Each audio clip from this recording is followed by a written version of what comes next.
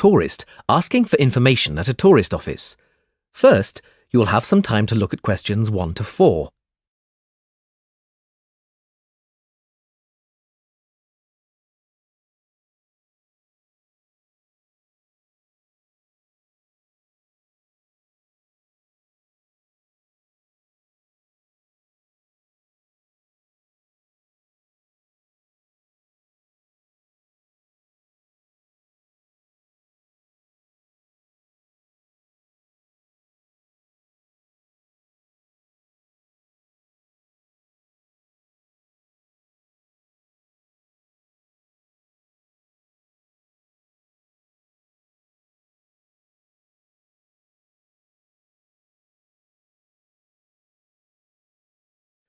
Now we shall begin.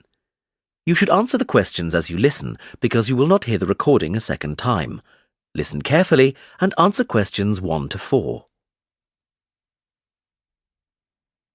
Hello, how can I help you? Hello. Is it possible to book a bus tour of the city here? Of course, sir. When would you like to take the tour? There are tours in the morning, afternoon and evening. Sometimes it's nice to see the city at night with the buildings lit up. We'll be going out for dinner tonight, so we'd prefer to go this afternoon. Oh, and it's for 2 people. Right. Now, I just need some details. Can you give me the names of the 2 people, please? Yes, Susan Field and James Carter. Susan Field and James... Sorry, can you spell your surname for me, please? It's Carter. Carter. Thank you. And can I have a contact telephone number? Why do you need one?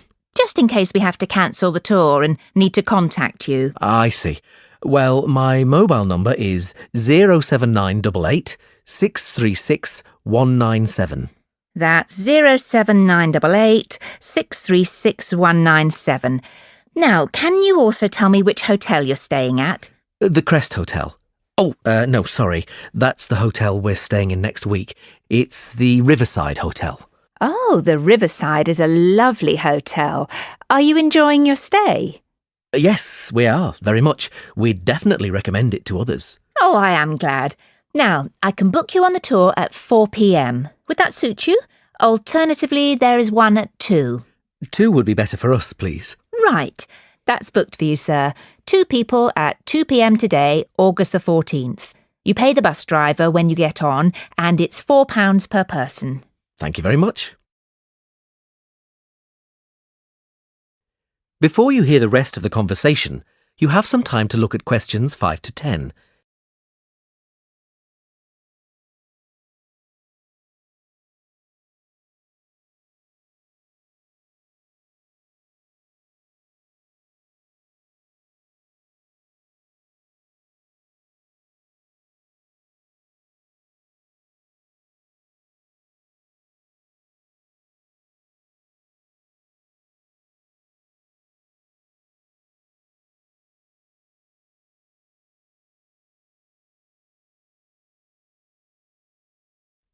Now listen and answer questions 5 to 10. Can I also ask you about the museum in the main square? I was reading about it in my guidebook and was shocked to see that the entrance price is £10. Why does it cost so much? Well, the museum has the largest collection of Latin American art in Europe. People come from all over the world to see it. But that's not the reason why it's so expensive to get in. You see, the building is very old and it needs repairs. The £10 ticket cost will go towards repairing the roof and the walls. I see. Well, I suppose it's worth paying £10 to see the collection. Yes, I think so too. Is there anything else I can help you with? Actually, there is. I was wondering if you knew of any good restaurants in the area. Well, there are a few restaurants near the harbour and a couple on the beach, which are nice. The problem is that the smell of the fish market is quite strong down there. I don't think my girlfriend would be very pleased. I know what you mean. It's not very romantic, is it? My advice would be to go to the next town. It's bigger and the restaurant selection is wider. You can get there by taxi and it only takes about 10 minutes. The town is quite picturesque. Is it for a special occasion? Yes, it's my girlfriend's birthday, so I'd like to go somewhere special. Do you know any of these restaurants well enough to tell me about them?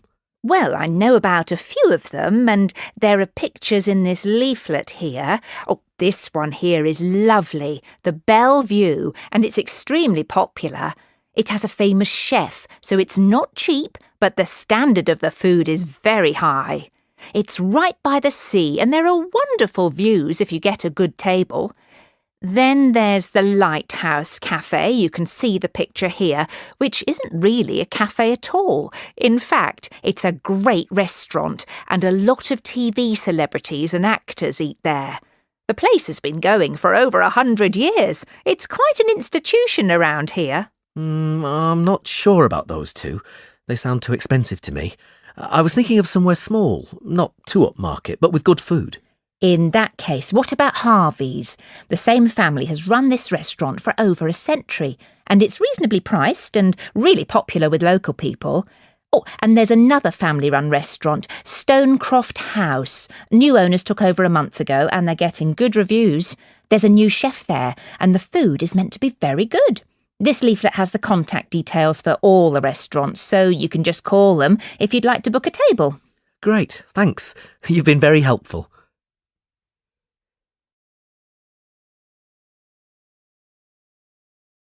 That is the end of part 1. You now have half a minute to check your answers.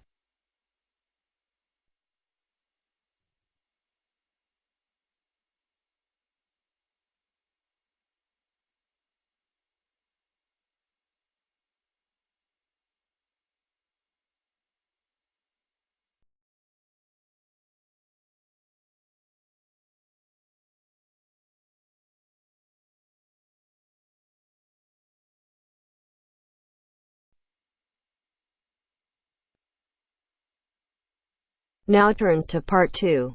Part 2. You will hear an extract from a talk about employment interviews. First, you have some time to look at questions 11 to 14.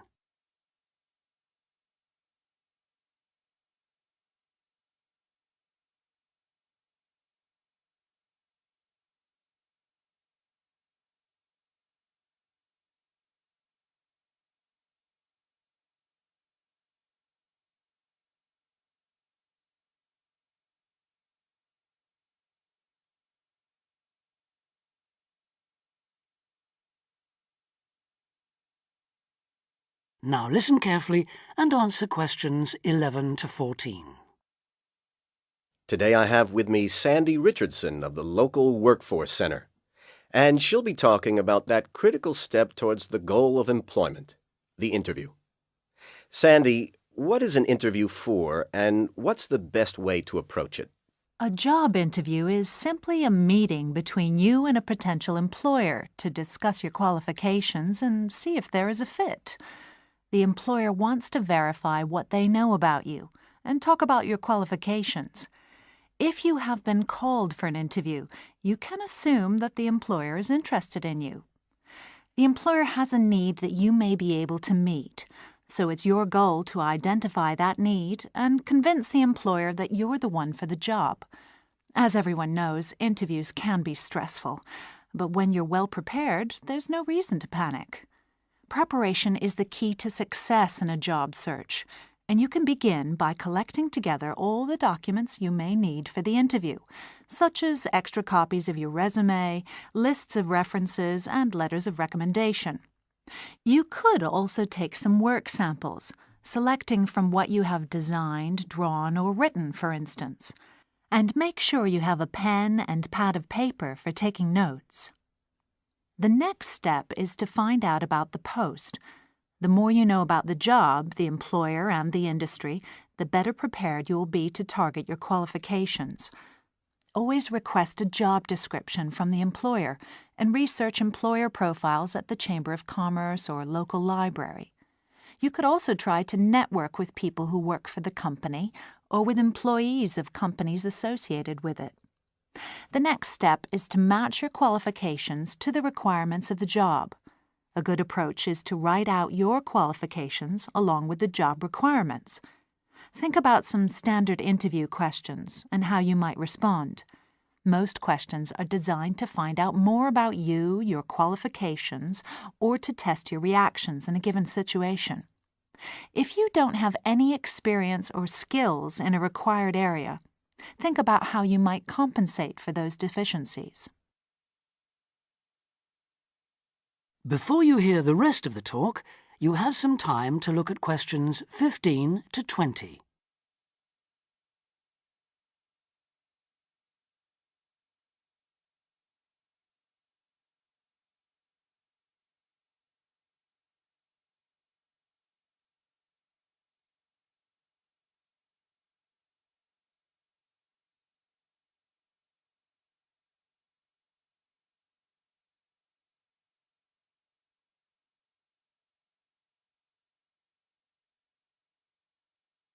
Now listen and answer questions 15 to 20. During an interview, it's important that you be yourself. Get a good night's sleep and plan your travel to be there in plenty of time so that you're not arriving out of breath with 30 seconds to spare. Don't, though, present yourself for the interview too early, 10 minutes at most. In the interview, listen carefully to each question asked. Take your time in responding and make sure your answers are positive. It's important to express a good attitude and show that you're willing to work, eager to learn, and are flexible. If you are unsure of a question, don't be afraid to ask for clarification. In fact, it's sometimes a good strategy to close a response with a question for the interviewer. In general, focus on your qualifications and look for opportunities to personalize the interview. Briefly answer questions with examples of how you responded in comparable situations, from either your life or previous job experiences. Something you should avoid are yes or no responses to questions, but don't dwell too long on non-job-related topics. Use caution if you are questioned about your salary requirements. The best strategy is to avoid the question until you have been offered a job. Questions about salary asked before there is a job offer are usually screening questions that may eliminate you from consideration, so be warned. On the other hand, it isn't inappropriate to show your enthusiasm if your first impressions of the interview and of the employer are good ones.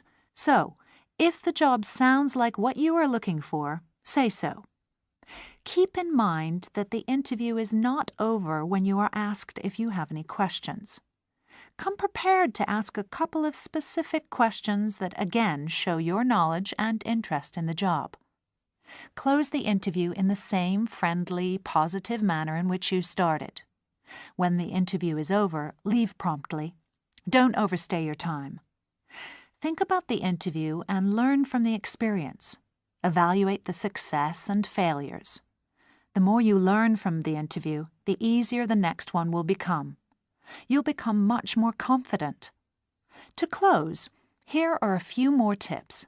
First, maintain good eye contact throughout the interview and be aware of nonverbal body language. Second, dress a step above what you would wear on the job. Go to the hairdressers, have a shave, etc. Remember that your appearance is a key indicator of whether you have the right attitude, so it can pay to give some thought to how you look. And finally, don't be a clock watcher. That is the end of part 2. You now have half a minute to check your answers.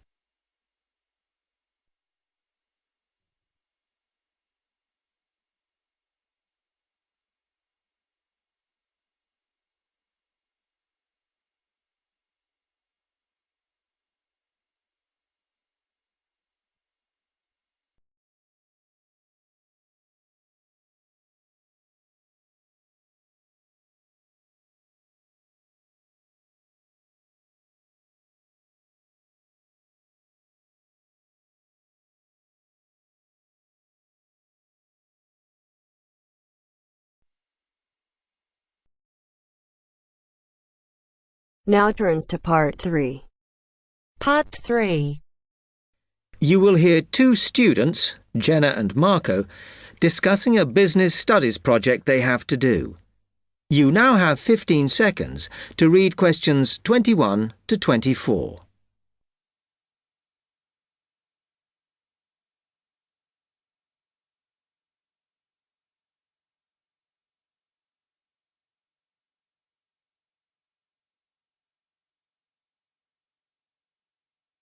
Come on, Marco.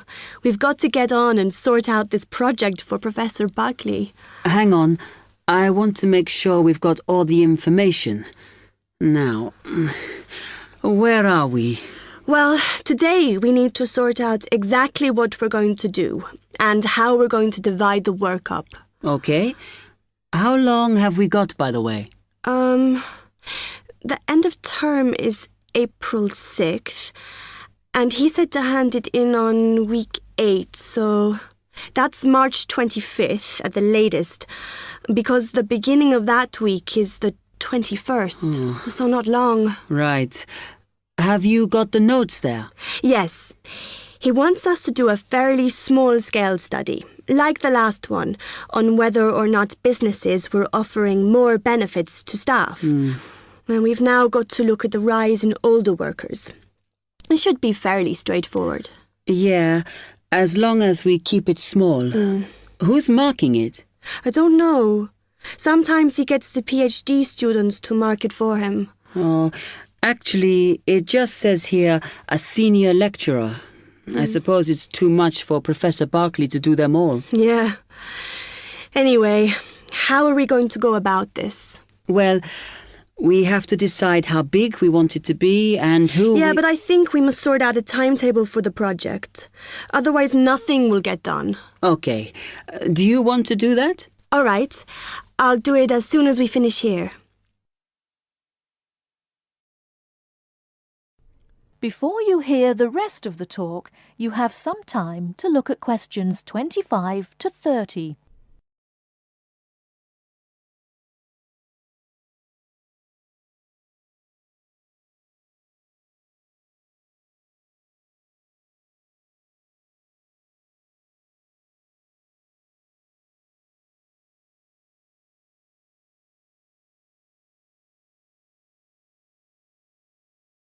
Now listen and answer questions 25 to 30. Okay. What do we have to do now for the project? What's the best way to go about it? Well, Professor Carter suggested we set up a focus group to get some in-depth interviews, but I think that'll take a lot of time. Yeah, I agree. If we did a focus group, we'd have to spend time deciding who to include in it, and it's not necessary to do one anyway. Oh, fine. And if you agree, I think we should get in touch with the businesses on the list Professor Carter gave us and ask them if they're prepared to participate. Sounds good. Then we can go there, give them questionnaires and collect them later. Exactly. Okay. Then do we need to book one of those study rooms in the library so we can work together to input the data? Perhaps not, as I guess just one of us could just sort it out actually. Yes, that would be easier. A lot of what we're doing is qualitative, so it'll be writing up rather than statistics. No software for that, I'm afraid. And I think it would look better if we had actual shots of some of the staff, because we're citing appearance as a factor in employability, aren't we? Yeah, okay. I'll factor that all in when I sort everything out tonight. I'm glad we decided to work together. I think it's going to work out well. Yes, well, given that we had to work in pairs on this project, I think we were right to choose each other. We complement each other academically, as we're each good at what the other isn't. In fact, we should have tried working together before. Yes. Now, how shall we split the work? I'll do the analysis, shall I? Oh, okay. It's just that it might be faster, because I'm used to doing it. Although your English is better than mine. I need more practice at reading, really. Okay, I'll do the presentation then, if that's okay with you. Yeah, sure. I don't mind speaking in public, but I hate preparing all the notes for them. The thing is, the tutor said one person should do the whole presentation, and he said he expects me to do it because I haven't done one yet. No, that's fine. Now, let's see.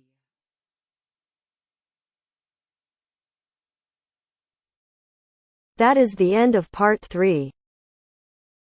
You now have half a minute to check your answers.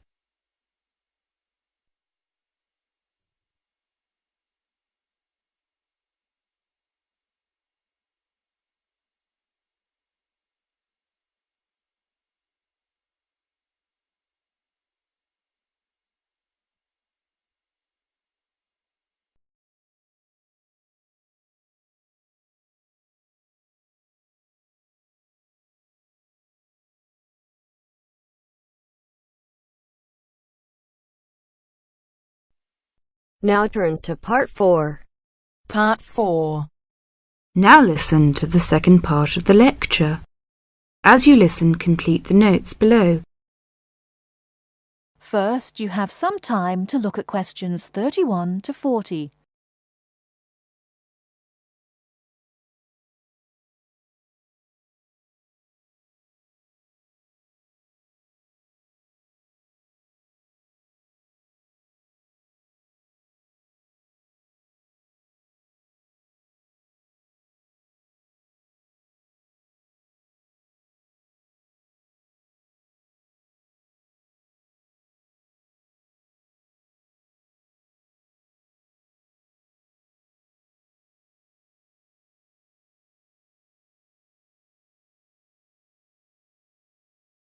Now, listen carefully and answer questions 31 to 40.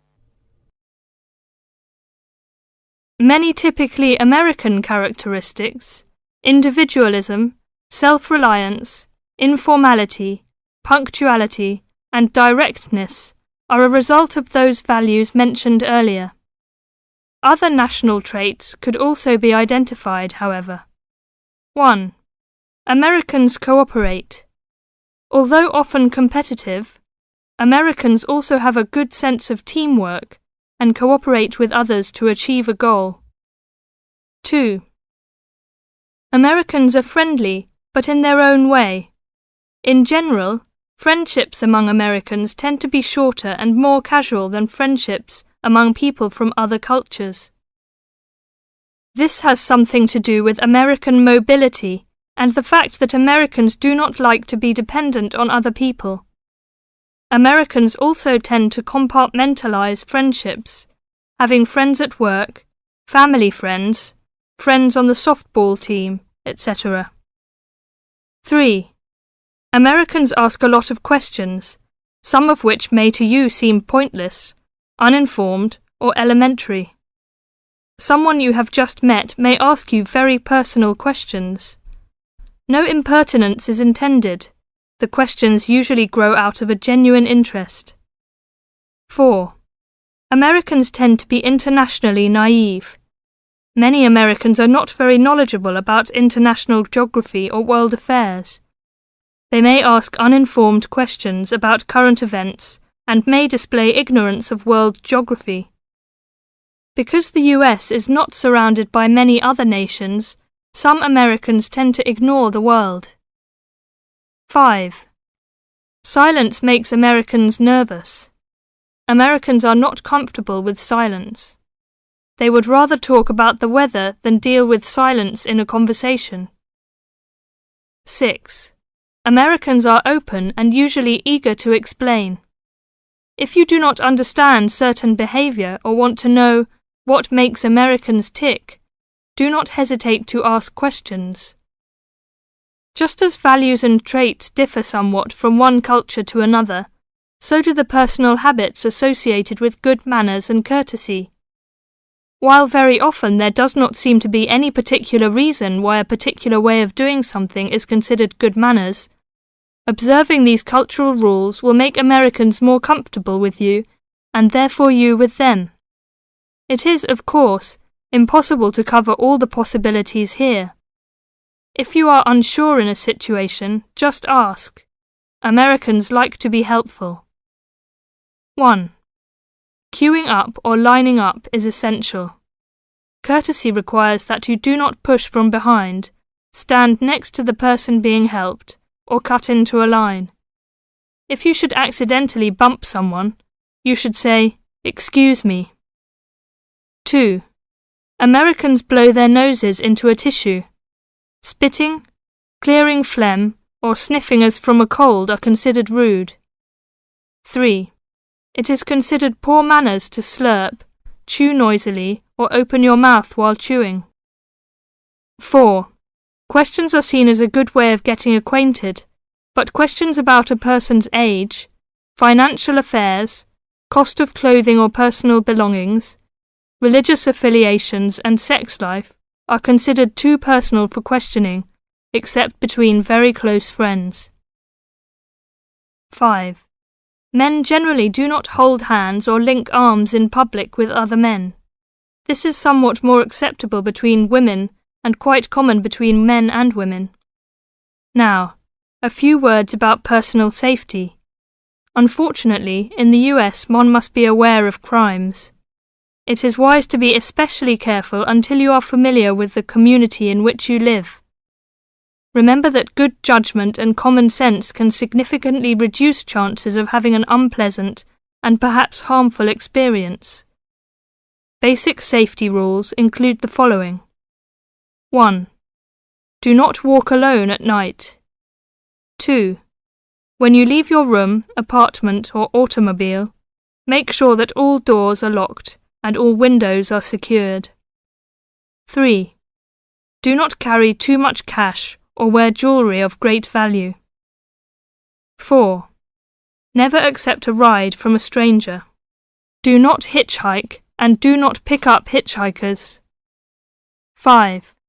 Be careful of purses and wallets, especially in crowded metropolitan areas where there may be purse snatchers and pickpockets. 6. If a robber threatens you, at home or on the street, try not to resist unless you feel that your life is in danger and you must fight or run away.